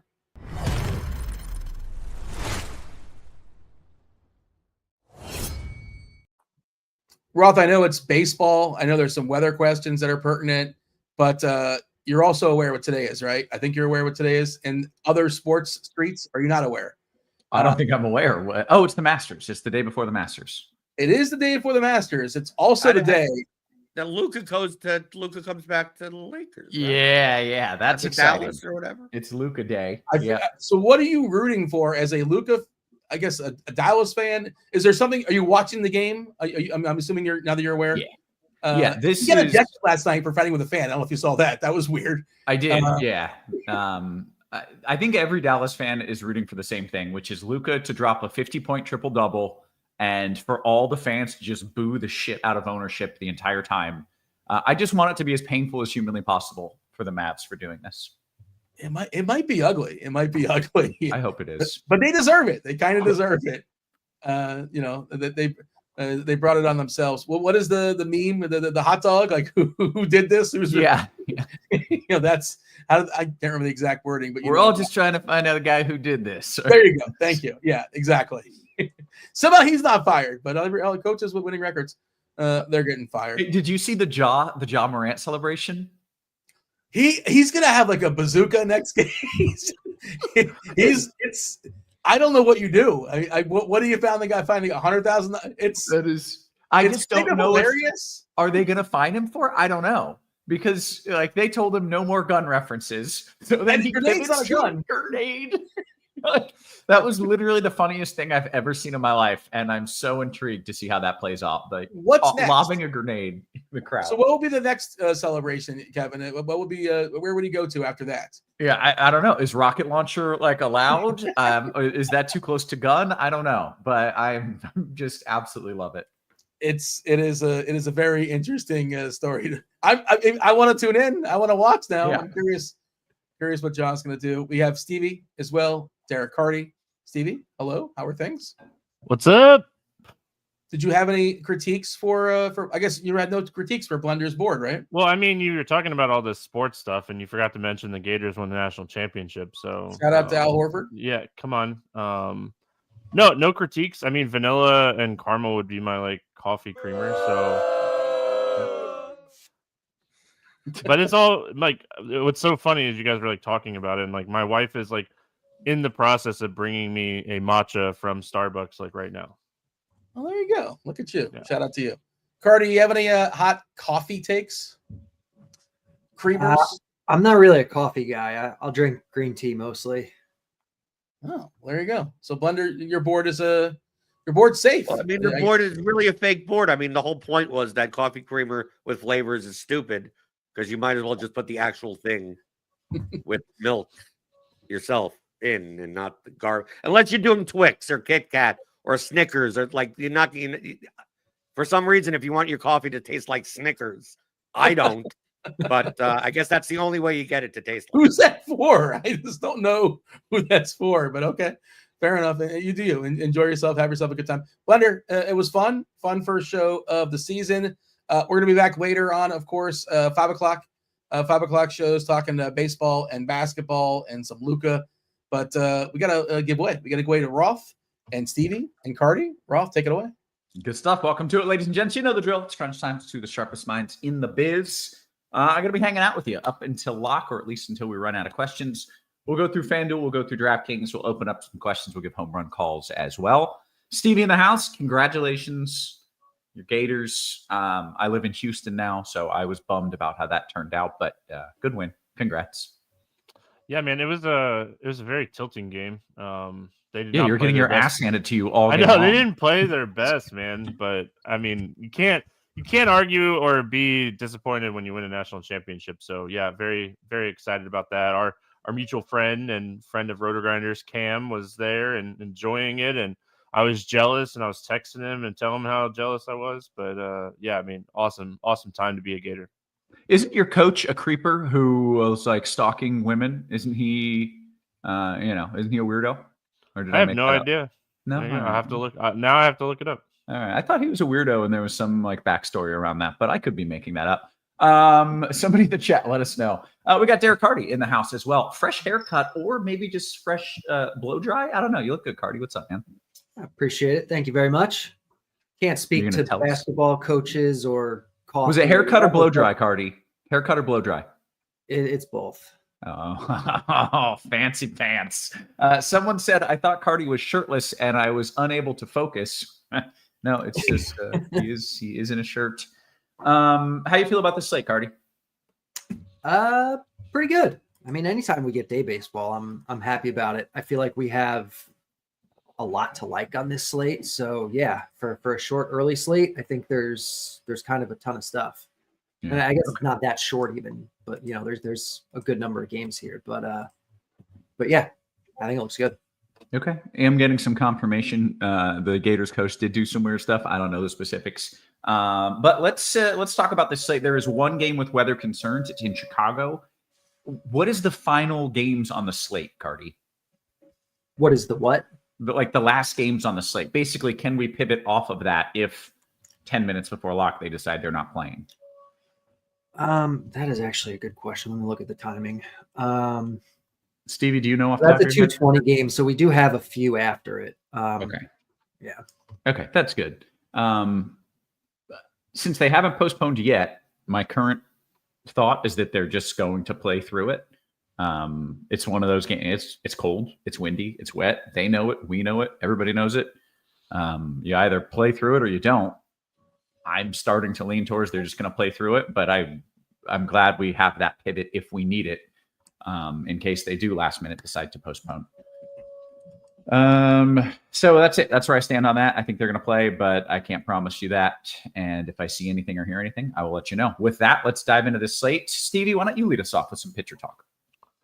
Yeah, I mean, it's interesting, that game in particular, because a lot of the pitchers we like on this slate are the early games. So the pivot for Shota would technically be Hunter Brown. So I don't think you can play both of them together if you're going to try that. And then make sure you're leaving like $300 in salary to pivot. If Roth and the Cubs are like, hey, 5-10 minutes before the game, we're going to cancel it. But the fact that the lineups are out, and the fact that like Wrigley and Chicago Cubs just embrace the wind and cold and everything, I think I'm with you as far as them playing. But I mean, Carty and I would probably agree on this. We don't agree on much, but the hitting conditions in that game are awful. So, I think that obviously leans toward Shota being more in play. I think Hunter Brown's the top pitching option on the slate when we're looking at skill versus lineup. He's just in an incredible spot here. Going up against Seattle, I mean, my highest owned pitcher right now is Taylor McGill. I don't feel great about it, but Miami's kind of bad, and McGill has some upside. It's a good ballpark for pitching in Citi Field, so it's kind of the three that I'm building around. I have a little bit of Max Fried. Jack Flaherty is the interesting one because, I mean, he's extremely talented. The Yankees are extremely talented, but they strike out a ton, so I think he's like your tournament take some shots for strikeouts type of pitcher, but I think it's a pretty straightforward pitching slate. I don't have anybody besides those 5 guys on my in my player pool today. Okay, Carty, your thoughts at pitcher? Yeah, so I think there's those 5 guys and one more that all project within like 2 points of each other.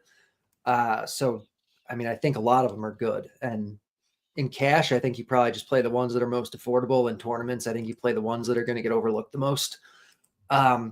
Justin Verlander isn't quite as good as those other 5, but he projects not too much worse.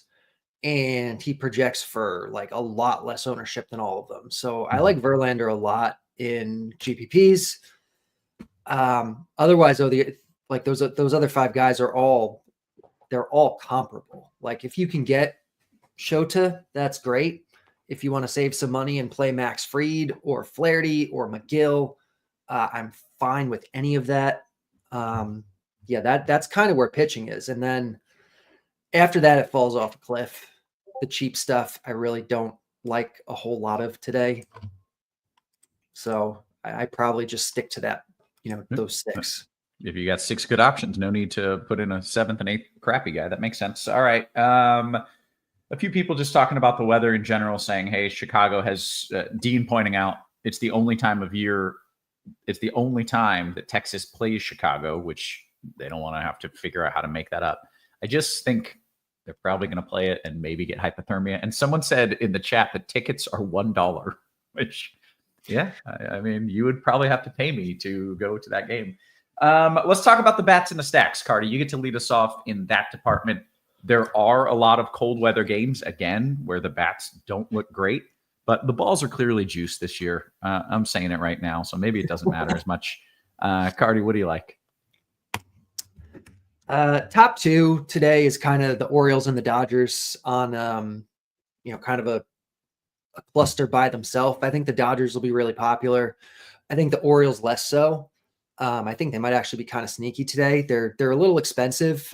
They're facing a pitcher who is fairly good, but I like the Orioles in general. I like the environment. They project really well, and you are going to get them at an ownership discount. So I like the Orioles quite a bit. After that, the next group of teams is like the next 10 are all like the same. So you can take shots on pretty much any of them. I think the teams that I would not really have much interest in are like the Tigers, the Marlins, the Rangers, the Mets probably. And then after that, you can play any team you want, I think, and they're all pretty similar. Okay. Stevie, Carty gave us 2 teams that he liked, maybe half the teams that are fine and a smattering that suck. Where do you stand? Yeah, I mean, those are my top 2 teams as well. Dodgers, Baltimore. I prefer Baltimore over the Dodgers.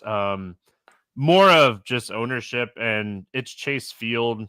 It's still Washington and the beginning of April, so it's going to be chilly enough where I would prefer Baltimore and, given the ownership. I like the Athletics a lot today. I mean, it's great hitting conditions in, Sacramento? That ballpark.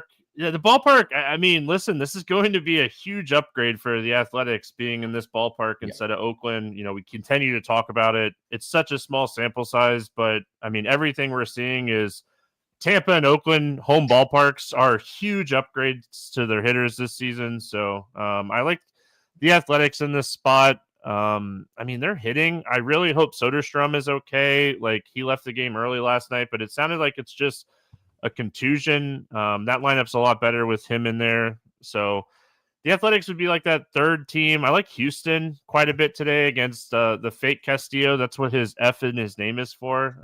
Luis Fake Castillo. So Houston's off to a really cold start, but we know they're good hitters. We know that these guys are going to get going. It's, Altuve, Paredes, Alvarez, Walker, Pena. Like, they're all good. I mean, above average hitters. So I like that. Kind of with Carty on the Mets, they're really expensive. It's Citi Field. Meyer, I don't think Meyer is going to be like this great pitcher, but his stuff looks a lot better this season to start. And I think with the pricing, the ballpark, they're just kind of trickling down the list for me more than anything else. The only other team that I want to mention is in that terrible weather game. I mean, the Cubs just keep hitting. I mean, they're not hitting a ton of home runs, but they're scoring a lot of runs. Tyler Mahle is hittable. His command is kind of all over the place. So, I mean, I don't mind the Cubs, but I'm with Carty. I think that it's pretty clear that those are the two top stacks today, Baltimore and Dodgers. Okay, you mentioned Meyer there, and you said, he might be okay. Alex in the chat says, any love for playing Max Meyer? I don't know if I'll play many pitchers against the Mets this year. They're a low strikeout team. They make a lot of contact. They're patient. They work counts. They don't strike out, and they get on base. So I don't think that this is a spot I want to play Meyer. If he continues to pitch well, I think we could pick, some certain spots. But the Mets are kind of like the Dodgers. I don't see myself using a lot of right-handed pitchers against either one of these teams this year. Okay, well said and well thought out. Let's go around the horn, talk position by position. Stevie, lead us off with some catcher talk. Catchers, whoever plays that fits in your lineup.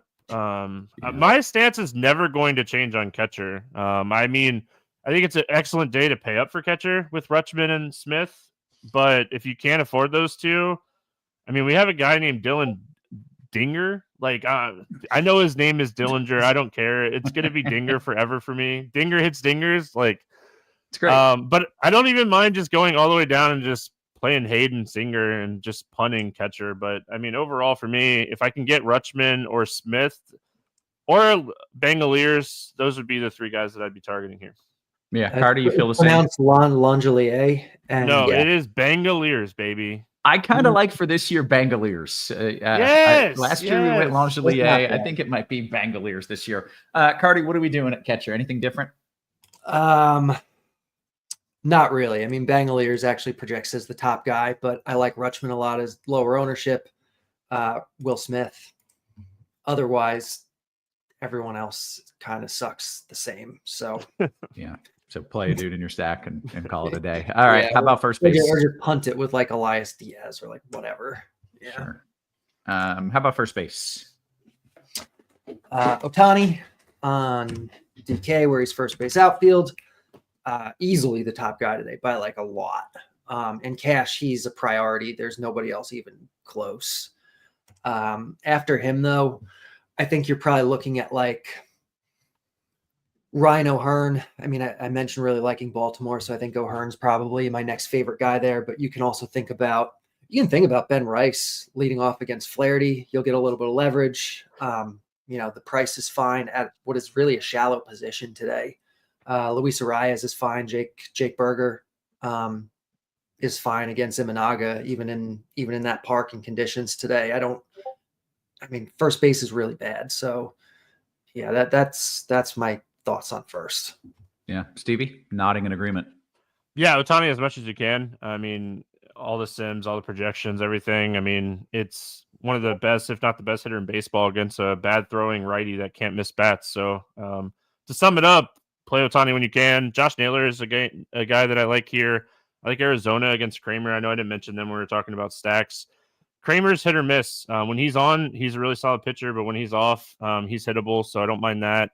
Max Muncy, if you're not playing Ohtani, or if you're playing Ohtani in the outfield and you want Muncy at first base, you could go him. O'Hearn against Fott is fine. Or the cheap guys, like you mentioned. Ben Rice hits leadoff against Flaherty. It's a tough matchup, but he has some upside. Torkelson has some upside. But overall, it's Ohtani as much as possible for me at first base. Yeah. Okay. Then go to second base. Yeah, second is kind of ugly like it has been all year. I think Tommy Edman is going to be the most popular second baseman, but I see a lot of people potentially just going down and playing a Rogers for 2.4K. Should hit fifth or sixth in that Houston lineup against the fake Castillo.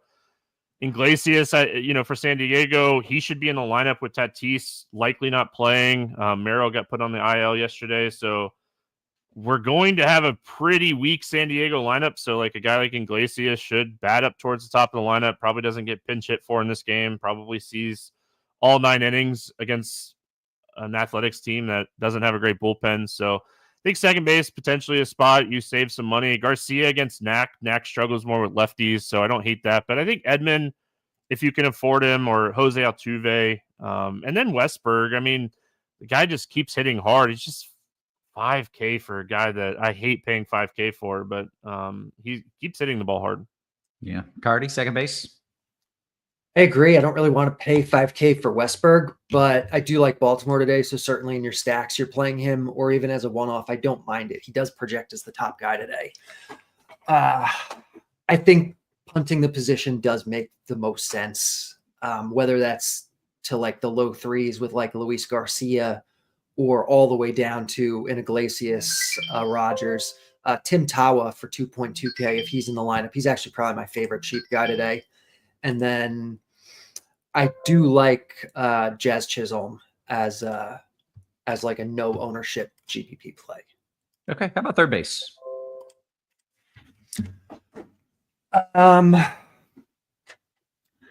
You have Westberg here again. You have Manny Machado, and you have Matt Chapman, who I think kind of constitute like the top three. Chapman, probably my favorite, all things considered, ownership, price, everything else.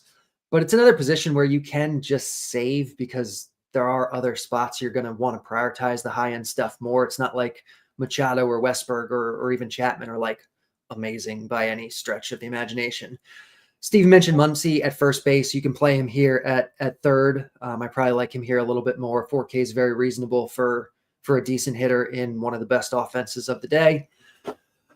If you need to save a little bit more, you have Isaac Paredes against Luis Fake Castillo. You have Jonah Bride for 2.6K is probably my favorite if you really need to save money. He's facing McGill. We know it's not a great environment, but he is hitting third. He is a lot cheaper than anyone else who kind of projects around him today. And it's another position, kind of like first and second, where the high-end options are not great. Like they're fine. So I'd probably save here, prioritize spending up at pitcher, at shortstop in the outfield. That's kind of the way I'm viewing it today. Okay, Stevie, your thoughts at third? Yeah, Muncy, Machado, both of those guys. I mean, I don't want to sleep on like Matt Chapman. Righty doesn't worry me against a guy like Nick Martinez. Chapman has power. So if you want to play like a power one-off against Martinez, I don't hate a guy like Matt Chapman. Outside of that, I mean, Malloy is hitting leadoff against Fried. I don't love the matchup, but he's really cheap if you want to punt. But I think it's Machado or Muncy. Muncy, I think Muncy made like every single hand-built team that I built this morning. So I'm going to end up with a lot of Max Muncy at third base today. All right, take me to short. I mean, short, gosh, this position is just awesome. Like the evolution of baseball over the last 10, 15 years, like shortstop used to be a position where it was like, oh, I don't want to pay up for these guys. I want to pay up for first baseman. And now it's like we have Mookie Betts, we have De La Cruz, we have Gunnar Henderson. Lindor is on that list typically. I don't like him as much as those other three. Even CJ Abrams against Knack, I think, is fine. No Seager in the lineup from what I saw, right? So that takes out one of the big bats in that Texas lineup, but we didn't really want to play him anyway. But I think you're paying up at shortstop as much as possible today. Gunnar Henderson being my favorite. Mookie Betts in shortstop or outfield, or play both of them if you can. It's going to be a little bit harder today. But yeah, De La Cruz would probably be my third favorite with Abrams over Lindor today. Okay. Carty, your thoughts at short? The high end of short is great. Gunnar Henderson's my favorite. I have him projected above all the others, and he's cheaper than Mookie Betts, cheaper than Ellie, not a whole lot more than Lindor or Abrams. So Henderson's the guy I like the most. Tournaments, cash, everything. The other guys, though, you can certainly mix in. They're all really good today. And then if you want to save some money, Geraldo Perdomo, I think, is interesting. Xander Bogaerts, I think, is interesting. Willie Adames always has home run potential. So those would be the guys I'd be looking at. Okay. Then you get to go to the outfield, Carty. Ohtani, again, if you're not playing him at first, is awesome.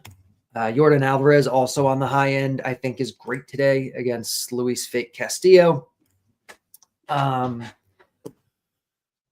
the mid-range, the mid-range I don't think is awesome today. I really like the low end, honestly. I think there's so many good punts here that you can spend up for Ohtani and Alvarez and two studs and a stud shortstop and whatever else you want to do. And you can play guys like Gavin Sheets, Jason Hayward. We're still waiting on a bunch of lineups, but you can play Javier Sanoa for 2K for the minimum. It's a decent stolen base spot. You have Andy Pajes in the Dodgers lineup, presumably. You have Jake McCarthy. Like, there's a lot of guys in that like 2.5 to 3K range today that just project really well. The mid range I really don't love.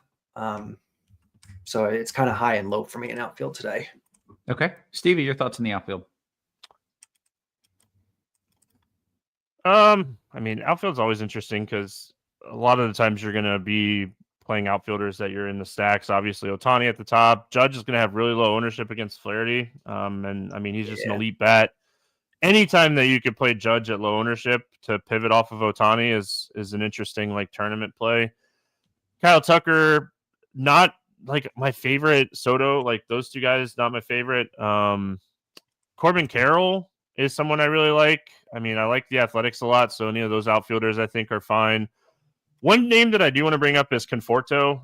It's a really small sample size, but I mean, he's very happy to not be in a Mets uniform anymore. He's hitting everything, and we already knew that Conforto is probably an above-average hitter, and now he's hitting in the heart of one of the best lineups in baseball. So when you have the protection that he has now, he's going to see a lot of good pitches, and I mean, he's not missing them. So I like Conforto a lot today.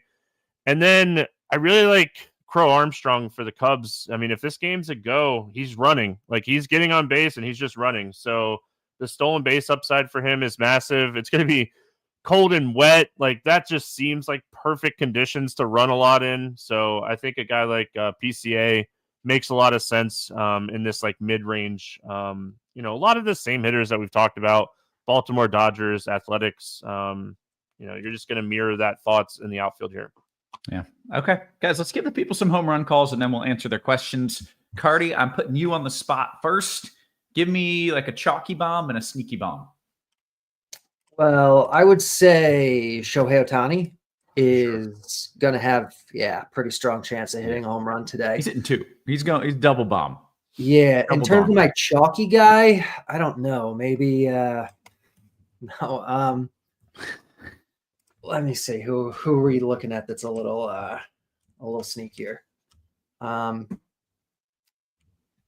mean, Bangaliers has one of the top chances of the whole day to hit a home run. So I don't know if he's necessarily sneaky, but I do really like him. And then give me Matt Chapman as a guy that people will probably not play a whole lot of. That is just always awesome for a home run. Very good. We also got TJ Spidey bombs in, Cedric Mullins, Michael Conforto, and Brent Rooker. His 3 home run calls. Stevie, it is your turn. Drop some names on me. Let's go Jordan Alvarez against Fake Castillo. That's going to stick. Everyone's going to call him that now. I love it. I love that Carty's calling him Fake Castillo. So that's just awesome. I'll stay in that athletic camp. Give me Butler to hit a home run off of Vasquez today.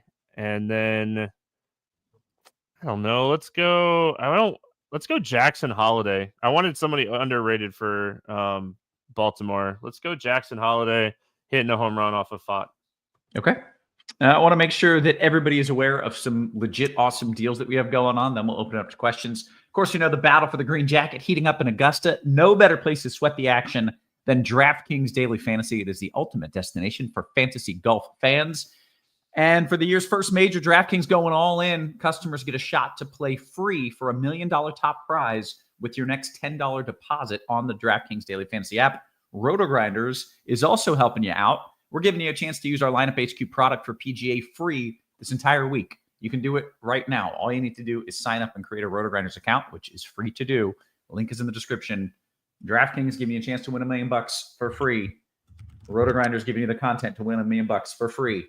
Go win $1 million. It's that easy. That's all you got to do. Let's see if we've got some QQs. I'm starting in the Discord. Yeah, pretty quiet there. On to the YouTube. Hit us with the thumbs up. Is Mountcastle a little sneaky, Stevie?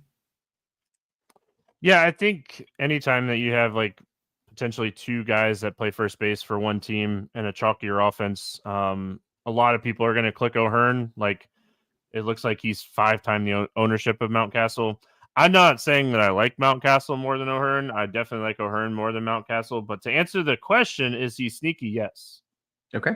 Jay says, who's your favorite stack on the DK slate? He was actually asking Eric in the chat, but Carty, I'm asking you. Sorry, what was the question? Your favorite stack on DK? I know you had two. Oh, Baltimore. Baltimore's your number one. Okay. Got to be honest. We are cleaning up here. There are not many questions. We may bounce out of here. I'll give the folks maybe 10, 15 seconds. If you've got another question, we'll make that happen. Did have a couple people come in. What's up? I was just going to say the San Diego lineup came out and it's atrocious. Does that change your thoughts at all, Carty, on like maybe potentially playing Bido a little bit in tournaments? I haven't actually seen the lineup. How atrocious are we talking here? Xander Bogaerts is hitting second today. Hold on. I just got the alert. It's Sheets, Gonzalez is hitting fifth, Iglesias is hitting sixth, Hayward, Lockridge, Maldonado. I mean, the bottom half of that lineup is really, really bad. Yeah, that does not sound like a great lineup. I want to see how the projection changes, but yeah, it's possible that he winds up being more playable. Yeah, the back half is pretty bad. But yeah, maybe that's an option. I mean, when we were talking a lot about like Dodgers and Baltimore, and Dodgers stacks are really expensive. I might put him in my player pool, just a little bit of ownership. Yeah. San Diego does project for pretty high ownership, at least before this it did, because their prices are so good. So I would just keep that in mind. I think if we're pivoting to them a little bit, they might not be super sneaky. Yeah. Okay. Someone says, who's the Roth home run call? We need a weather bomb. Is Tyler Soderstrom playing today? Is he in? I think I saw he was out. It hasn't come out yet, I don't think. If he's in, it's definitely somebody in that Oakland game because that's the best weather of the morning slate. So not Oakland, in the Athletics game. We're all going to call it Oakland. It's okay. I know, it's really annoying. Let's see. We got a few more questions that have just come in. Thoughts on a Detroit stack, Stevie? I think that's getting too cute on this slate. I mean, I think there's plenty of good hitting conditions. Max Fried's a ground ball pitcher. Detroit doesn't have a lot of fly ball hitters. So I think Detroit's just a little too cute today. Okay. Stevie, right back to you. Knack or Nick Martinez is a cheap option to fit some bats from Vandal. Can I answer neither? I mean, I guess it'd be Knack.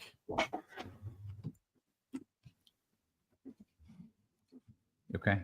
You do, yeah. I thought you were going to add more, but you're just I mean, I don't really have much to add. I mean, Washington's not like this amazing lineup, but they don't strike out a ton. So I don't really like Landon Knack, who's kind of an average strikeout pitcher that gives up a lot of fly balls. And then Nick Martinez, I guess, is not bad, but I mean, he's a below average strikeout pitcher against an offense that has strikeout ability in a decent ballpark for pitching, but I mean, overall, I don't know if I want to play either one of those players. So that's there's a longer answer for you, Roth. I'll earn my 2 cents today. Okay, that works. Paul says, Carty, where's the lowest you would go in a GPP on DK at pitcher? So the cheapest pitcher you would feel comfortable playing in a DK GPP? Ideally, it's Verlander. If you have to go cheaper, Max Meyer, maybe Beto, depending how the projection changes with this new lineup. I don't like a whole lot below 8K. Okay. Stevie with the fresh matcha in hand. Yeah, the exchange was like perfect too. You went to Carty. My wife came home. I saw her and I waved her in. Like, so great. So good. Sometimes on the evening show, I'll text my wife and I'll be like, bring me a beer. And it just feels so awesome to be sitting here and just like get the beer handoff. Like, yeah, life is good. Because you don't even you don't feel bad about it because we're like actually productive right now. So yeah, it's legitimate. Thoughts on Soto today? Carty, you got any Soto? I mean, you can always play Soto, but I don't like the spot a whole lot for the Mets today. Yeah. Soderstrom is in the lineup, by the way. That lineup just came out. Okay. There's my weather bomb of the day for you. Little Soderstrom. Let's see. It got here late. Okay, we'll close it out with we're getting a few weather questions, so we'll close it out with that. Bergonia says, I got here late. Is the Chicago game safe? I don't think safe is the right word. Any other game is safe. I do think they're just going to play for a lot of reasons. They don't see this team again. It's the final game. They really want to play, and they've shown a propensity to play through terrible weather this year already. This is certainly terrible weather. It's cold, it's wet, it's windy, but I think they're just going to play through it. And I don't think it ever rains heavy enough to stop them from doing that. Stevie, any Josh Naylor? There's the last question of the day. Yeah, I like Arizona. I like the whole game. I think that game has good production upside for runs, so I have no issues with Naylor. Okay, good stuff. With that, we are going to clear on out. So for Stevie, for Carty, for our wonderful production crew, always working hard behind the scenes. Guys, we appreciate you. We love you, and we will catch you later on today. You have been